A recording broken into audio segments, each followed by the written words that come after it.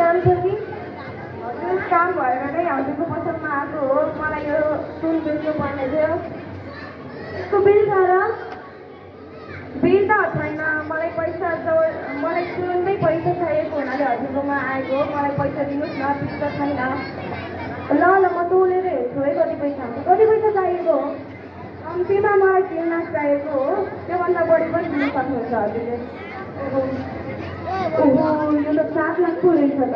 यसले त 3 लाख चाहिएको रहेछ, 2 लाख भन्छु, 1 लाख कति लुट्छु मैले। यो त 2 लाख मात्र भयो, 1 लाखको कमी छ त अझै।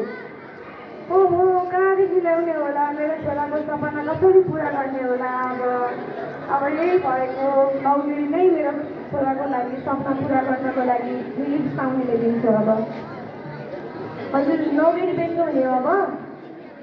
हजुर अब यही सपना छ मेरो छोरालाई अगाडि बढाउने, यही लिनु हजुर। अब ओहो यो त अब 12 लाख पो भएछ त। आज त मैले लुटिसकेँ। 3 लाख यसलाई दिन्छु, अरू म राख्छु। ल ल बल्ल बल्ल 3 लाख पो। 3 लाख त हुँदै थिएन, हजुरको दुःख देखेर मैले 3 लाख दिदिएँ। हस् त फेरि धन्यवाद। अब मेरो छोराको सपना पुरा हुने भयो। अब हामीलाई सुखका दिन आउने भयो।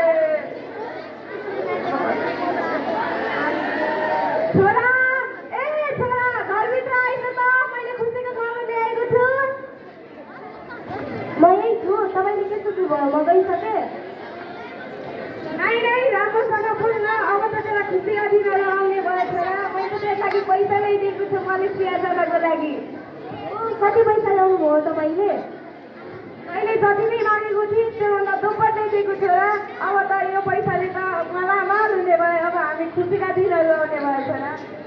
ए ल्याउनुहोस् न पैसा। ल ल्याउ त छोरा पैसा।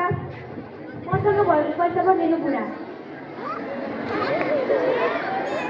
हप्तामा यो पैसा बल्ल गाउँको कति साथै दिएर आउँछु हो?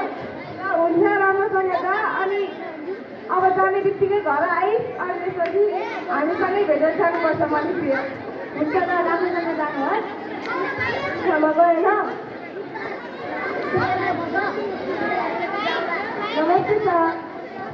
ए तिमी आयो तिमी? सर म आएँ। ल्यायौ त? सर पैसा लिएको छु। कति ल्यायौ?